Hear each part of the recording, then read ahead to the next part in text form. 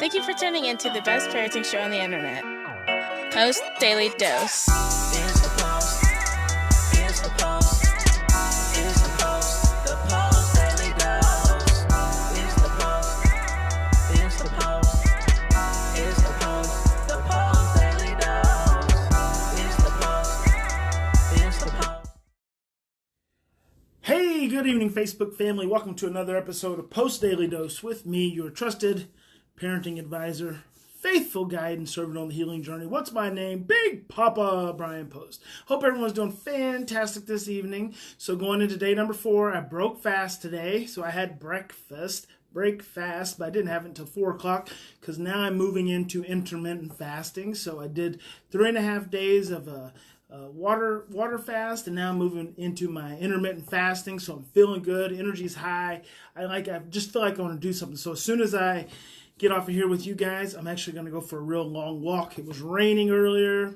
Maybe some of you have heard the news. It's been flooding in Oklahoma, so please send your prayers between Oklahoma and Arkansas. I mean, water is everywhere, but the sun's out now, which is good. It's drying things up a little bit, and take me a nice evening walk. So tonight's episode, we're going to talk about sibling rivalry. I have talked about it before on an episode of Post Daily Dose, but I had a question from one of our Fear to Love book readers, and I'm just going to read it to you, and then we'll jump right in. Hey there, Lisa. Hope you're doing well. Lisa probably only has to worry about sunshine where she's living. So this is from Patricia. She says, my single biggest parenting challenge has been my attitude, period. I'm just beginning to understand my own trauma, so not understanding where my kids are coming from and reacting more negatively than positively has been an issue. I am working on this daily thanks to your knowledge and guidance. It's just not easy. It is not easy, Patricia. And you know, it's really cool that you acknowledge that as your single biggest parenting challenge. So for everyone who purchased the Fear to Love book, I've been doing a video series, a daily video series, training series that they get. It's just a culmination of some videos that come from the Loveolution membership and some daily Facebook posts. And so one day I was giving them a break on the videos and asked questions like, what's your single biggest parenting challenge?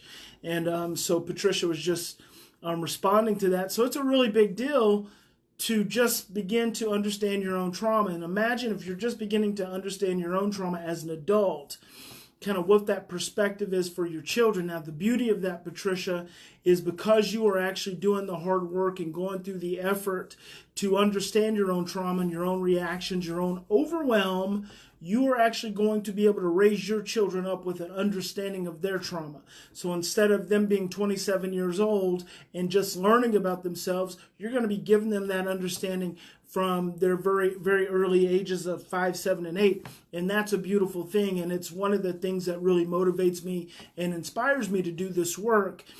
I want parents to understand themselves enough so they can then understand their children so that they can help their children grow up with an understanding about themselves.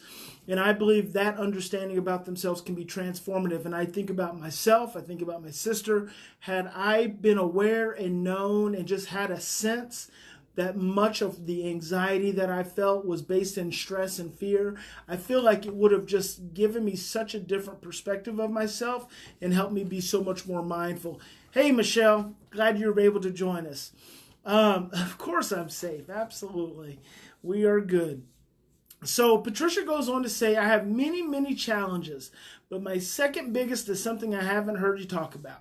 So I actually sent Patricia an email from my other Post Daily Dose talking about sibling rivalry. I'm sure it's out there, and I've been hoping to stumble across this subject as I scour your videos on Facebook and YouTube. But I have 3 children, not just one, with trauma backgrounds, all young, ages 5, 7, and 8, and they trigger each other constantly.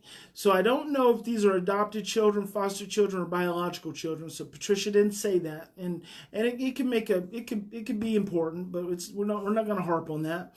I have many questions about how to deal with their interactions with each other, but my biggest question as a parent is when and how do I step in when the fighting starts more verbal and escalates usually to physical. 5-year-old girl is strongest physically and most aggressive. 7-year-old boy is very passive and easy to manipulate and bully and will rarely stand up for himself. 8-year-old boy has Asperger's and tends to bully or is at least very persistent that things like games be done his way. The only time there isn't conflict is when I send them all to separate rooms with a device, but I don't want to have to keep the peace with screens. It just doesn't feel good to me. I would absolutely love to come here. Okay, parenting camp, blah, blah, blah. All right, Patricia, here's the thing. 5, 7, 5, 7, 8. Beautiful mix of children. Three children, 5, 7, 8.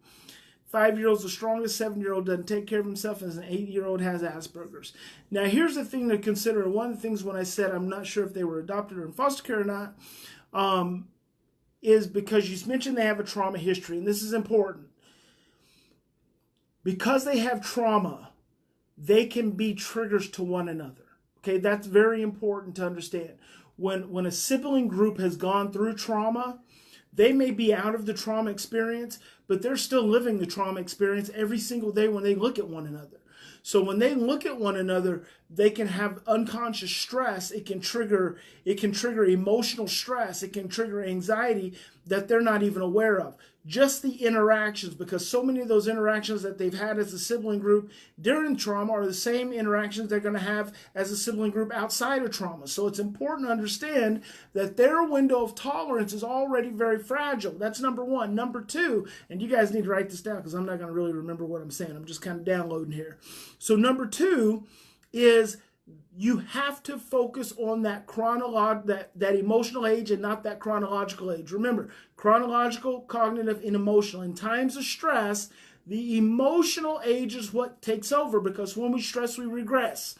In times of stress, we regress to our developmental zones of comfort, says Bruce Perry. So our emotional age takes over and dictates to our cognitive and our chronological. So you're not dealing with 5, 7, and 8-year-olds. You're dealing with 2-year-olds. I'm going to say you're probably dealing with a 2, a 3, and a 4-year-old. Let's look at it that way.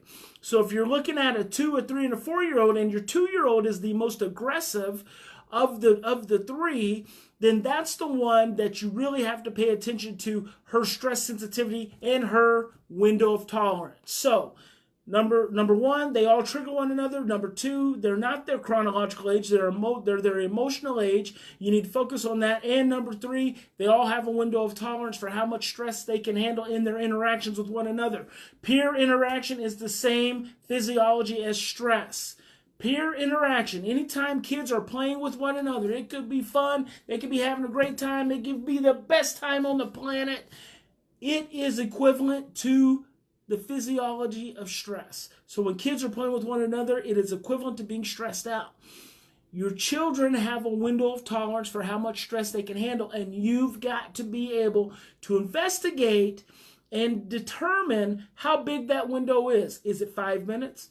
Is it 10 minutes? Is it 15 minutes? With a 2 and a 3 and a 4-year-old, I doubt you're going to be at 15 minutes. You're probably always going to be at 10 minutes. And so before you hit that 10-minute mark, and you can investigate this for yourself and get a picture, just let them go one day, and without screens, preferably, let them go and just time it and see how long it takes before they start yelling at one another. Very simple. All right, the difference is, we don't do things like that. We don't do things like that. We wait, we're letting our children just play, and then all of a sudden they start screaming and yelling, and then we've learned nothing from it. We've got to learn from every opportunity is an opportunity for growth. Every behavior problem is an opportunity for growth. Every behavior challenge is an opportunity for a breakthrough. Hey, good evening, Gareth. Yeah, I love Bruce Perry too. He's got some really great information. And so every opportunity is an opportunity for us to grow, but we have to learn from it. And that's the essence of mindfulness. That's the essence of paying attention. That's the essence of seeking to be preventative. That's a growth-focused mindset instead of a reactive, fear-based mindset. So you want to learn from those moments. So when you got your children playing, be a detective. Turn on the timer. And let's just see, how long do they play together before voices start to escalate? When voices start to escalate, that's when the window of tolerance starts to get smaller. Remember, a 2, 3, and a 4-year-old aren't going to be able to play together that long before they start to escalate. So what you have to do is you have to interrupt the window of tolerance. You interrupt the window of tolerance before it's eclipsed. So at 8 minutes, you got to go in and enter in with them. Sit down with them. Here's the other thing. I'm going really fast, so you're going to play this back again. So you go in and sit down with them. maybe give a little hug, maybe make a little eye contact, maybe take a snack, maybe give a back rub, maybe give a kiss to each of them, tell them how much you love them, and then go back out of the room. Don't stay, go back out of the room. All you're going to do is reset the window of tolerance, because you want them to be able to play together, but the only way that they're going to be able to play together is if they don't feel threatened with one another, is if they are able to stay within their window of tolerance so they don't reach a state of dysregulation, thereby being threatened by one another. Once they become threatened by one another, then it's all all rules go out the window. So you want to go in, you want to do a little touch, a little eye contact, a little snack, reset the window of tolerance, then vacate the premises, and then wait a little while longer and see how long that resets them again. All right, that was number 3. Number 4 is start playing more with them together as a group. Start doing more regulated play with them, because as long as you're present, the play's going to be more regulated. Because adult presence regulates the child's emotional brain. It helps automatically strengthen the window of tolerance. So start playing with them, and then what you're doing is you're giving them the compounded experience of playing with their siblings without getting stressed and getting overwhelmed. Thank you so much, Brenda. Thank you, Katie. You give them the compounded experience without being so stressed and overwhelmed with one another. So that's number 4. Number 5, and then I'm going to give you my number 6 biggest one. Number 5 is talk to your children about the trauma they've been through. Get some books. If there's some fairy tales that may allude, I know Nancy Clark and I've got a stack of these books, and I've just haven't had time to wrap my brain around, because I don't have a bunch of them, but I'm going to make some available to you guys. Probably, people that come to the parent camps, I'm going to set some aside for you. So I'm going to make sure you get some. They're therapeutic fairy tales. But get some books that are going to give you an opportunity to talk to your children about their trauma in a non-specific way. They're just, maybe play with them. Play a game with them that talks about it. So that's one thing. It's also very good to bring them into your arms one at a time. And talk to them about the sad things that they've gone through. Talk to them about the scary things they've gone through. And you be sad first. Grieve for them, right? Just say, guys, we're going to turn off the television, all the electronics. Mom's going to sit on the couch. And I want you guys to come sit with me, and we're going to go one at a time. And I want to hold you in my arms. I want to look at you, and I want to tell you how much I love you. And I want to talk to you about something very sad. And just do it one at a time and let them just all be there with you. Oh my God, that will be so healing for you. That'll be so healing, because I suspect that you haven't worked through your own trauma.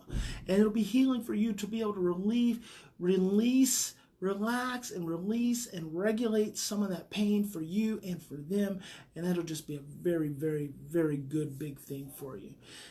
Bethany says, exactly, even with kids who haven't been together their whole life, we're working this on our sibling group. Absolutely. Thank you so much, Bethany. Is this number 6? This is number 6. Number 6. This is a big one. When your children are fighting with one another, I'm not always inclined to interrupt the verbal, right? And I prefer to let it escalate a while, because parents have a tendency to helicopter too much. You're helicoptering, you're always trying to reduce things and stop things and control things and suppress things.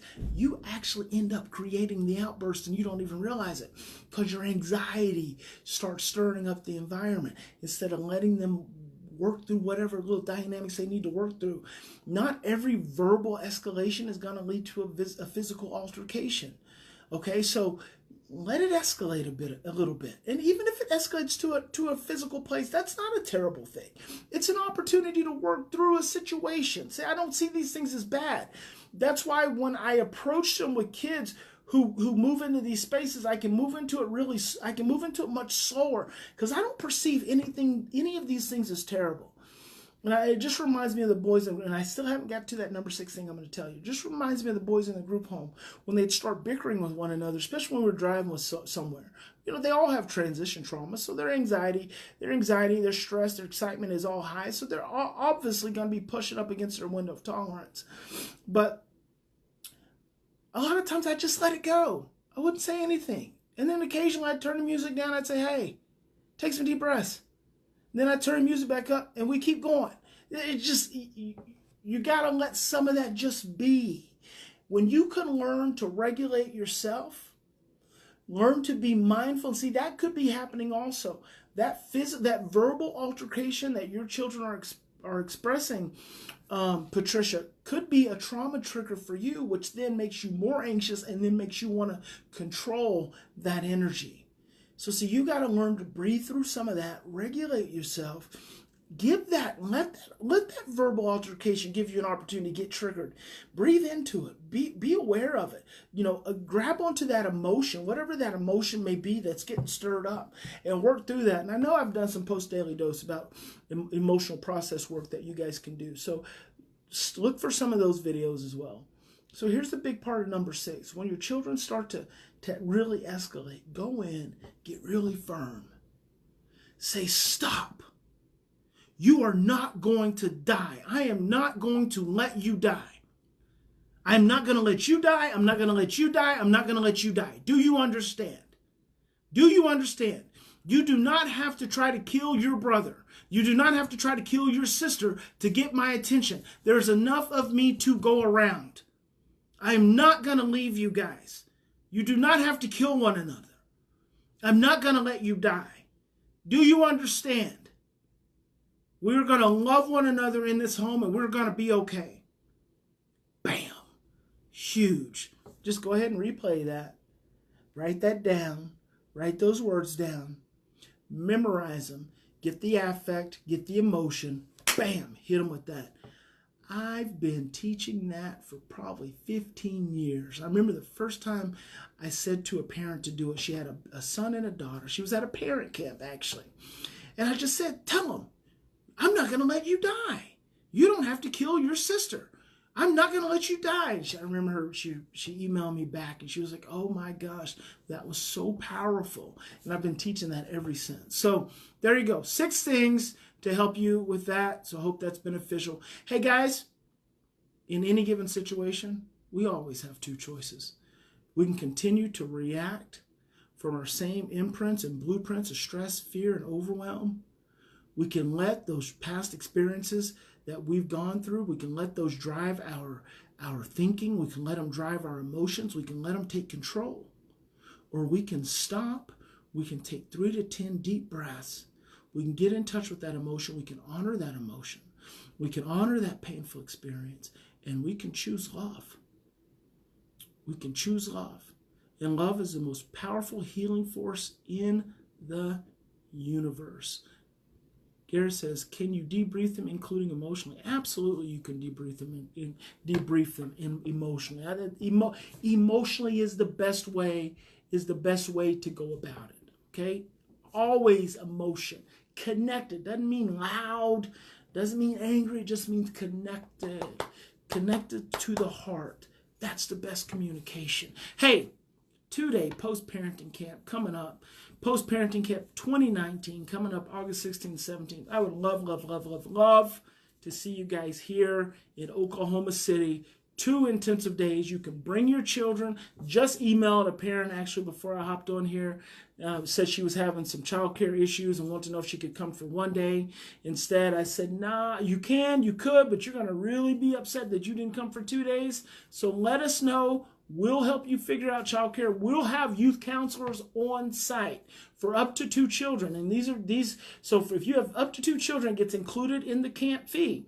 And it's for 5 years old and up. If you have younger children, we'll make some additional arrangements. If you get registered early and you let us know, we'll make some arrangements. If you have 4 kids, if you have 6 kids, if you have 10 kids, let us know. There's going to be a little additional fee because I'll probably have to hire some additional staff. But even the fee, it's like the extra fee is like $25 a day. I mean, you can't beat that. And they're going to be participating in activities and be with a lot of other kids. They're going to have a lot of fun. Plus, you'll get an opportunity to do some work with your children. This is an unbelievable event. I mean, it's a powerful event.